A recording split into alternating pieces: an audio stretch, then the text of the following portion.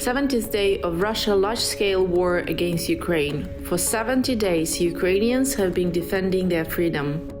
On the evening of the 4th of May, an air raid alert lasted for more than 3 hours almost all over Ukraine. During this time, Russia launched 2 missile strikes on the Dnieper River. One missile was shot down by Ukrainian air defense, but the second hit the railroad infrastructure.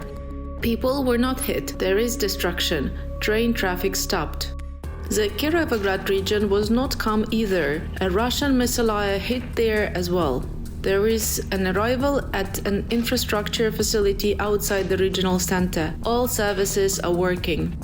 All night on the 4th of May, loud explosions were heard in Mykolaiv as well.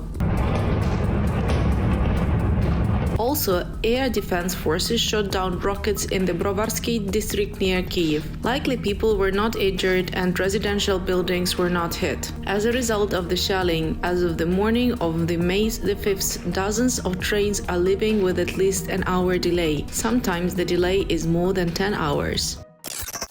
20 more bodies of civilians who died as a result of Russian aggressions were found in the Kyiv region. This was reported by Andriy Nebitov, head of the Kyiv region police, in an all-Ukrainian telemarathon.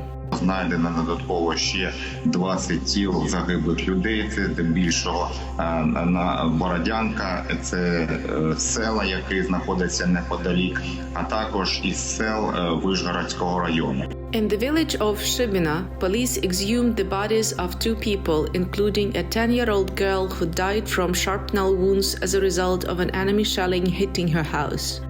As of the 4th of May, police in the Kyiv region had already found and examined 1,235 bodies of civilians. Most were killed by small weapons shot. The bodies of almost 300 people have not yet been identified. Russian occupants shelled the Avdiivka coke plant, the largest in Europe, for the second day in a row. The Avdiivka coke plant came under fire again, this time under mortar fire. One building was damaged. There is no information about casualties yet. Also, as a result of overnight shelling in Avdiivka, damaged a residential building and a school. A day earlier, Russian missiles hit a group of factory workers who were boarding a bus after finishing their shift. Video of the shelling was released by the National Police of Ukraine. 3 травня о 17 годині 20 хвилин був обстріл в місті Авдіївка. В результаті обстрілу окупаційними російськими військами були вбиті 7 цивільних громадян, а також поранено близько 18 осіб. Повторний обстріл відбувся в 19:20 хвилин. Маємо одного пораненого. The dead and wounded workers have nothing to do with the military service. About 600 people were killed in the drama theater in Mariupol. This data was released by the Associated Press after its own investigation. The investigation is based on the testimony of rescuers and 23 people who escaped from under the rubble.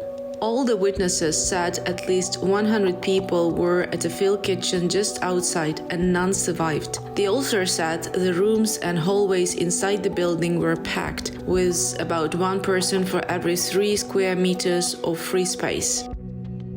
Earlier, it was reported that 300 people died under the rubble of the drama theater. The Associated Press assures us that the real figures are much higher. Many survivors estimated around 1,000 people were inside at the time of the airstrike, but the most anyone saw escape, including rescuers, was around 200. The survivors primarily left through the main exit or one-side entrance. The other side and the back were crushed. The Associated Press also denied Russian claims that soldiers of the Ukrainian armed forces struck the theater, as well as the fact that the theater building allegedly served the Ukrainians as a military base. All witnesses claim that they did not see any Ukrainian military on the premises. The drama theater in Mariupol was one of the largest shelters for local residents. To be safe, it was written in large letters outside the theater that children were hiding here. However, this did not stop the Russian occupants. On the 16th of March, they dropped high-powered air bombs on the drama theater building. У меня умерло 2 собаки. Это во время обстрела собаки погибли. И бабушка Галя. И любимый город Мариуполь. за это все время, начиная с 24 числа. This is an excerpt from a children's diary. It contains the memories of an 8-year-old boy, Yegor from Mariupol. His relative, photographer Evgeny Sosnovsky, published the gruesome notes. From the diary you can learn about the kid's family. Мне 8 лет, сестре 15 лет, маме 38 лет. In his note, the boy talks about the horrors he sees around him. My grandfather died. I have wound on my back. My sister has a head wound. My mother, the meat on the arm is pulled out and there is a hole in my leg. Despite this, the boy is happy that there is a new girlfriend, Vika, and that his birthday is coming up. On the last page of the diary are illustrations drawn in pen, destroyed houses and people with guns shelling Yegor's hometown of Mariupol. It is not known what is wrong with the baby now and where he is. The evacuation of Mariupol and temporarily occupied towns nearby is underway. On the 4th of May, 344 people were evacuated thanks to a humanitarian corridor. This was reported by Irina Vereshchuk, Minister for Reintegration of the temporarily occupied territories of Ukraine. These are women, children and older people. All of them quickly arrived in Zaporizhia. One more of our little achievements.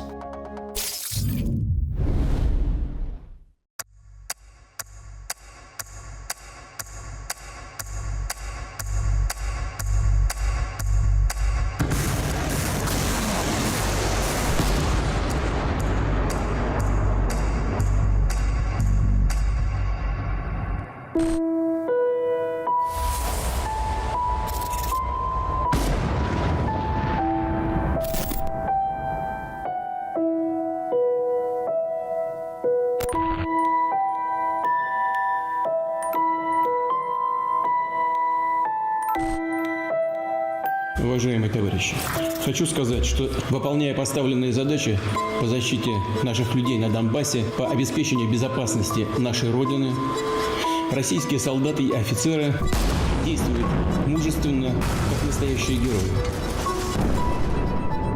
Наши военнослужащие сражаются с полным пониманием правоты своего дела. Никогда не откажусь от своего убеждения, что русские и украинцы – это один народ.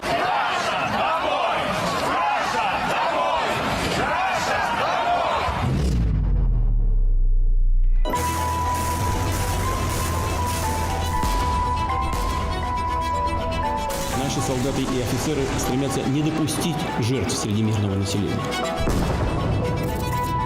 С полным пониманием правоты своего дела. Жертвуют собой, своей жизнью, чтобы спасти боевых товарищей и мирных жителей. В ходе боев и наши военнослужащие, и ополченцы Донбасса проявляют действительно массовый героизм. Наш народ гордится своими вооруженными силами.